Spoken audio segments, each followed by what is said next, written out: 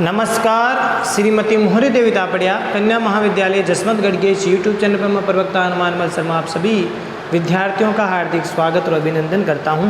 प्यारे विद्यार्थियों, बीए तृतीय वर्ष की कक्षा में हिंदी साहित्य विषय के अंतर्गत आधुनिक काव्य जो आपका प्रथम प्रश्न पत्र है उसमें हम महत्वपूर्ण प्रश्नोत्तरों की श्रृंखला चल रही है। प्यारे विद्यार्थियों, जो आपका पाठ है कवि मैथिलीशरण गुप्त जी का है यशोधरा और साकेत जो महाकाव्य है उससे। तो प्यारे विद्यार्थियों, इस पाठ के अंतर्गत हमारा विगत वीडियो से एक महत्वपूर्ण प्रश्न चल रहा है और ये जो प्रश्न है वो प्यारे विद्यार्थियों है बहुत ही महत्वपूर्ण है, परीक्षा की दृष्टि से बहुत ही महत्वपूर्ण है।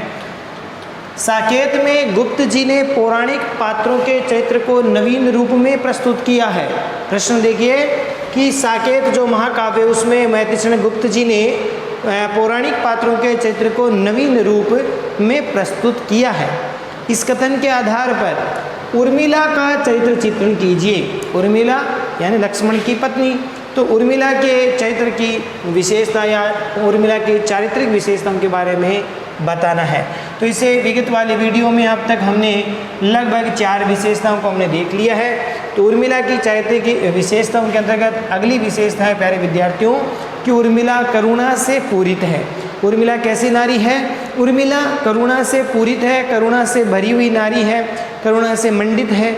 अब इस बिंदु में हम देखिए क्या लिखेंगे कि अपने पति के विरह में अश्रुपात करना, आंसू बहाना। पति लक्ष्मण 14 वर्ष के वनवास में चले गए हैं। राम अपने भ्राता, बड़े भ्राता श्री राम जी के साथ में वनवासी हो गए हैं। तो इस प्रकार से उर्मिला है, लक्ष्मण की पत्नी उर्मिला वियोग व्यथा है वो उनको सहन करनी पड़ती है। तो अपने पति के विरह में अश्रुपात करना, करुणाजनक विलाप करना, जोर जोर से विलाप करना, रोना, और उर्मिला की नियति बन गया था। इस प्रकार से हम कह सकते हैं कि 14 वर्ष का जो समय है काफ़ी लंबा समय था। और इस समय में जो है मैथिलीशरण गुप्त जी ने इसमें बताया कि उर्मिला अपने पति के विरह में आंसू बहाती रहती थी, करुणाजनक विलाप करती थी और यही कार्य उनका नियति बन गया था, नित्य कर्म बन गया, यही काम वो करती थी। यानी कहने का तात्पर्य अपने प्रियतम को याद करके आंसू बहाती थी, उनके वियोग में करुणा से रोती थी, विलाप करती थी। उसके विलाप को देख करके तीनों सासों यानी तीनों जो सास थी उर्मिला की, कौशल्या, कैकेयी और सुमित्रा, तो तीनों जो सासू माँ थी, सासों और बहनों को अत्यधिक चिंता हो जाती थी। वह इस प्रकार से करुणा से विलाप करती थी। तो उसकी जो तीनों सासू माँ है अर्थात कौशल्या, कैकेयी और सुमित्रा, और उसकी जो बहनें हैं अर्थात श्रुतकीर्ति, मांडवी जो बहनें हैं वो भी चिंता में घिर जाती थी। उसका इस तरह से विलाप देख करके वे भी चिंतित हो जाती थी। उर्मिला कभी तो पशु पक्षियों को लक्ष्य करके तो कभी प्राकृतिक उपादानों को संबोधित करके विलाप करने लगती थी। ये जो चीज़ें हैं वो वियोग अवस्था में दुखकारी होती है। पशु पक्षियों की आवाज़ वैसे तो संयोग अवस्था में सुखकारी है, आनंदकारी है, प्रफुल्लित करने वाली होती है किसी नायक नायिका के हृदय को, लेकिन यही जो है वियोग अवस्था में उर्मिला है वो कभी पशु पक्षियों को लक्ष्य करके, पशु पक्षियों की आवाज़ों को सुन करके, उनको देख करके, कभी प्राकृतिक जो उपादान है अर्थात बाग बगीचा, नदी, पहाड़ इत्यादि, बादल, बरसात, इन चीज़ों को देख करके भी उनको वह विलाप करने लग जाती थी, रोने लग जाती थी, क्योंकि ये वियोग अवस्था में ये सब चीज़ें कष्टकारी है, कष्ट देने वाली है, विरह को बढ़ाने वाली है। प्रियतम के साथ व्यतीत किए गए क्षणों का स्मरण करके उसकी वेदना और भी बढ़ जाती थी। वह बार बार नित्य प्रतिदिन जो है अपने प्रियतम के साथ बिताए गए संयोग के जो पल हैं उनको याद करती और उनको स्मरण करती, याद करती हुई जो है और अधिक उसकी वेदना है वो बढ़ जाती थी। उर्मिला अत्यधिक दुखी हो जाती थी। तो यहाँ तक आपको समझ में आ गया। तो इस प्रकार से हम कह सकते हैं कि उसका हृदय करुणा से भरा हुआ था और वह अपने प्रिय के वियोग में हमेशा रोती रहती थी। और उर्मिला अत्यंत दुख जो है कि वियोग का जो दुख है, वियोग की जो संताप है उस ज्वाला में वो जलती रहती थी। आगे देखिए प्यारे विद्यार्थियों, अगला जो बिंदु है आत्मसंतोष से मंडित है। उर्मिला आत्मसंतोष से भी मंडित है, अर्थात स्वयं संतोष कर लेती है, सोचती है कि जो कभी ये समय जो अवधि है वो बीत जाएगी, ये जो वियोग की अवधि है या जो वनवास काल है मेरे प्रियतम का, वो जब बीत जाएगा तो उसके बाद में पुनः मुझे जो है प्रिय का संयोग मिलेगा। लेकिन अब इस प्रकार का जो भाव है उसमें वह केवल आत्मसंतोष कर लेती है। तो आत्मसंतोष से मंडित है। उर्मिला को मिलन की आशा है कि जब जैसे ही वनवास काल पूर्ण होगा मेरे प्रियतम से मुझे पुनः मिलन होगा। तो इस मिलन की आशा और पति के अनुराग के कारण, पति के अनुराग माने प्रेम के कारण, विषम वियोग भी उसको क्या देता था, अति से संतोष मिलता था। वह भयंकर वियोग को भी सहन करती थी। किस आशा में? अपने प्रिय के मिलन की आशा में, और अपने पति से प्रेम करने के कारण, अनुराग करने के कारण उर्मिला को जो वियोग है, विषम वियोग, बहुत जो जिसको कहते हैं कि भयानक वियोग था, उस वियोग को भी सहन करने में उसको संतोष मिलता था। या अपने हृदय को उसने समझा लिया, अपने मन को समझा लिया कि इसके अतिरिक्त और कोई चारा नहीं है।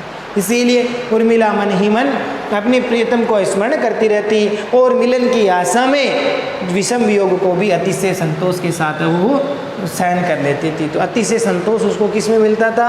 उर्मिला को मिलन की आशा और पति के अनुराग के कारण विषम वियोग में भी अति से संतोष मिलता था।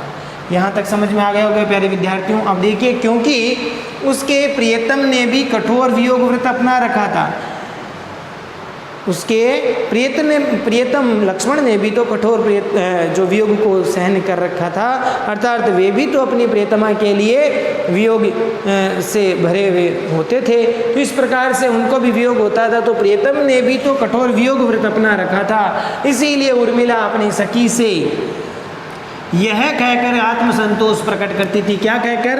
देखिए इन पंक्तियों में लिखा है, क्या कहती है अपनी सखी से कि दोनों ओर प्रेम पलता है, दोनों ओर प्रेम पलता है, सखी पतंग भी जलता है, हाँ दीपक भी जलता है। सखी पतंग भी जलता है और सखी दीपक भी जलता है। तो इस प्रकार से दोनों का प्रेम है,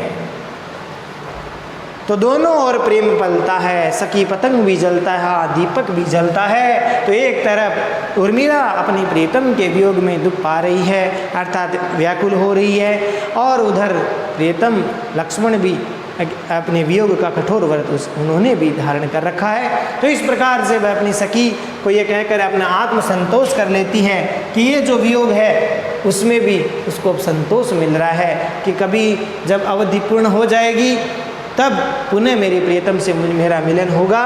तो दोनों ओर प्रेम पलता है, सखी पतंग भी जलता है, हाँ दीपक भी जलता है। तो इस प्रकार से आत्मसंतोष से मंडित है, ये भी विशेषता उर्मिला की। और अगली विशेषता के रूप में देखिए तो सहनशील है। प्यारे विद्यार्थी, उर्मिला क्या है? सहनशील नारी है।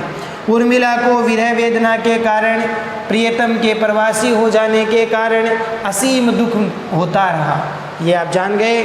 उर्मिला को प्यारे विद्यार्थियों अत्यधिक विरह वेदना के कारण और साथ ही साथ प्रियतम जो है प्रवासी हो गए हैं, तो प्रियतम के प्रवासी हो जाने के कारण असीम, जिसकी कोई सीमा नहीं हो, ऐसा दुख उनको होता है। किसको? उर्मिला को। प्रियतम के प्रवासी हो जाने के कारण और अत्यधिक विरह वियोग के कारण, विरह वेदना के कारण बहुत दुख होता है, और उसकी वेदना का निकट अंत नहीं था, क्योंकि उनको पता था कि ये जो 14 वर्ष की अवधि है बहुत लंबी अवधि है। तो उनकी वेदना का निकट अंत नहीं था। कहने का तात्पर्य वेदना, ये जो पीड़ा है वो कम होने वाली नहीं थी, काफ़ी लंबी अवधि है। इसीलिए फिर भी उर्मिला है वो सहिष्णुता एवं धैर्यशीलता का परिचय देती है। क्या करती है? सहिष्णु हो जाती है, अर्थात सहनशील बनती है। धैर्यशीलता का परिचय दे करके उस वेदना को ही अपनी घनी चाह मानने लगती है। उस वेदना को, उस पीड़ा को भी एक पद में, तो यहाँ तक इस आपके इस पाठ्यक्रम में जो कविता है दी हुई पद है उसमें वो स्वयं जो विरह वेदना को ही अपना प्रियतम मान लेती है कि विरह ही मेरा, विरह रूपी प्रियतम है। बस विरह रूपी प्रियतम, विरह को ही, वेदना को ही, पीड़ा को ही प्रियतम मान करके उसको इस प्रकार से प्यारे विद्यार्थी उर्मिला सहिष्णुता और धैर्यशीलता का परिचय देकर उस वेदना को ही अपनी घनी इच्छा या इच्छा मानने लगती है। अब तो अभ्यास हो गया है एक तरह से, उर्मिला को ऐसा एक तरह से लगन सी लग गई है कि इस पीड़ा को सहन करना है मुझे, तो इस वेदना और वियोग को के लिए उसकी इच्छा है, वो घनी चाह है, इच्छा है, वो होने लगी है। उसे वह छोड़ना नहीं चाहती, वह वियोग से भी अब अलग नहीं होना चाहती, क्योंकि समय काफ़ी लंबा है। कोई 1 वर्ष हो या कोई कुछ मास हो तो देखें, लेकिन यहाँ तो 14 वर्ष का लंबा समय है। तो ऐसे समय में उर्मिला ये मान लेती है कि ये जो वियोग है मुझे अब सहन करना पड़ेगा, इसीलिए उस वियोग से ही उसको एक तरह से प्रेम हो जाता है। वियोग रूपी प्रियतम को वो वियोग को ही प्रियतम मानने लग जाती है और उससे वह दूर नहीं होना चाहती, वह वियोग को ही अपने जीवन का एक अंग मान लेती है। वेदने, देखिए क्या कहती है, वेदने तू भी भली बनी, हे पीड़ा, हे वियोग की वेदना, तू भी बड़ी भली बनी, बहुत अच्छी बनी कि पाई मैंने आज तुझी से अपनी चाह गनी, कि आज मैंने तुझी से, यानी इस वीर वेदना की पीड़ा से, वेदना से, वियोग की वेदना से, पीड़ा से ही अपनी चाह गनी, अपनी बहुत अधिक इच्छा को मैंने तुमसे ही प्राप्त किया, अर्थात अब तो मुझे तुमसे ही लगाव हो गया है। हे वियोग, हे पीड़ा, हे वेदना, मुझे अब तुमसे लगाव हो गया है। तुम मेरे लिए बहुत एक तरह से सखी का सा तुम आभास करवाती हो, तुम सखी की भांति मुझे लगने लग गई हो। वेदने तू भी भली बनी, पाई मैंने आज तुझी में अपनी चाह गनी, अपनी सारी इच्छा या मेरी जो घनी इच्छा है वह तुझी में मैंने प्राप्त कर ली है। अब मेरे को तो वियोग ही अच्छा लगता है। इस प्रकार से प्यारे विद्यार्थी उर्मिला एक सहनशील नारी है। ठीक है, आगे देखिए अगली विशेषता, चिंताकुल नारी है। उर्मिला बहुत चिंता करती है, अपने परिवार के बारे में भी चिंता करती है, तो स्वयं के बारे में, अपने पति के बारे में भी चिंता करती है। देखिए उर्मिला यद्यपि राजभवन में सुखमय वातावरण में रहती थी, हालांकि उर्मिला को वनवास नहीं मिला, तो वो राजभवन में ही रहती थी, राजभवन का सुखमय वातावरण उसको मिला हुआ था। तो हम कह सकते हैं कि उर्मिला यद्यपि राजभवन के सुखमय वातावरण में रहती थी, फिर भी वह अपने प्रियतम लक्ष्मण के वनवासी जीवन तथा विरह की लंबी अवधि का चिंतन करने से अत्यधिक व्याकुल रहती थी, क्योंकि भले ही वो रहती जरूर थी राजभवन में, लेकिन राजभवन में उसको सुख नहीं मिल रहा था, उसे वो राजभवन सुखकारी महसूस नहीं हो रहा था। प्रिय के बिना वे राजभवन के सुख उसके लिए फीके थे, वो एक तरह से वनवास के समान ही उनको लग रहे थे, वन के समान कष्टकारी थे। तो इस प्रकार से राजमहल भवन का सुखमय वातावरण यद्यपि उर्मिला को मिला हुआ था, लेकिन वह अपने प्रियतम लक्ष्मण के वनवासी जीवन और विरह की लंबी अवधि का चिंतन करके, ध्यान करके अत्यधिक व्याकुल रहती थी, बहुत दुखी रहती थी।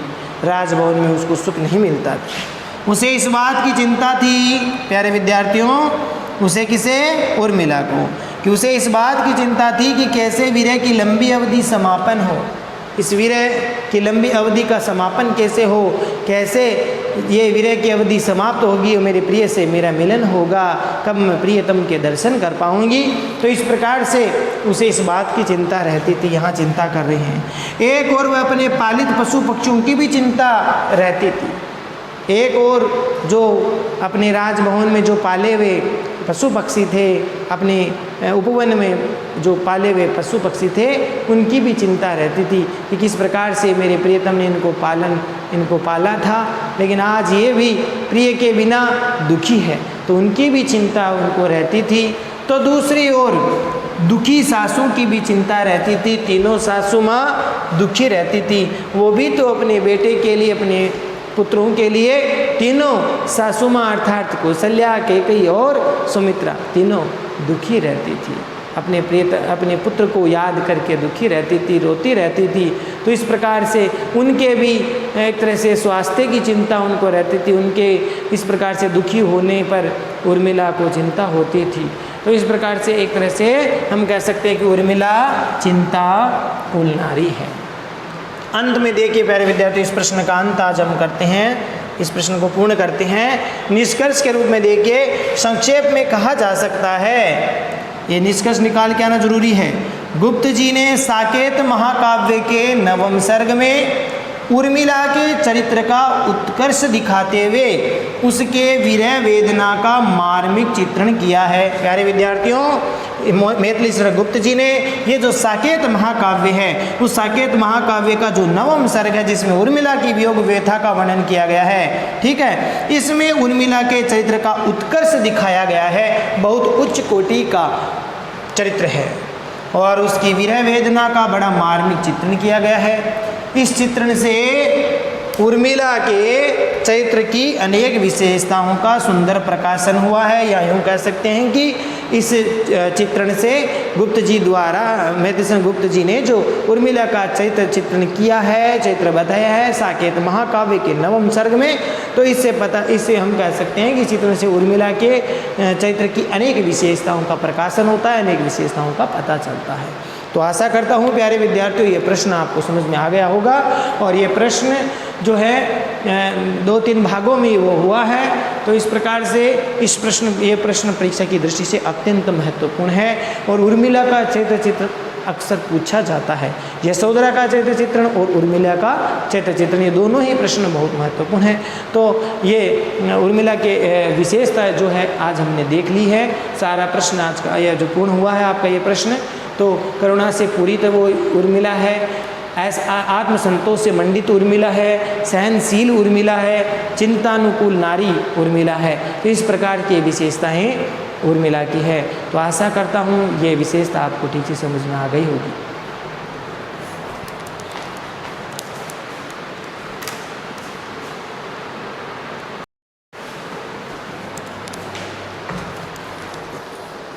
प्यारे विद्यार्थियों, आज के लिए बस इतना ही। अगले वीडियो में पुनः उपस्थित होंगे आगे किसी महत्वपूर्ण प्रश्नोत्तर को लेकर के। तब तक के लिए आप इस प्रश्न को, जो कि कुछ 2-3 भागों में मैंने बनाया है, लगभग 4 भाग हुए हैं, तो इन भागों को आप ठीक प्रकार से सभी भागों को देखते हुए उनके नोट्स बना करके इनको याद करेंगे, समझेंगे और इनको याद करेंगे।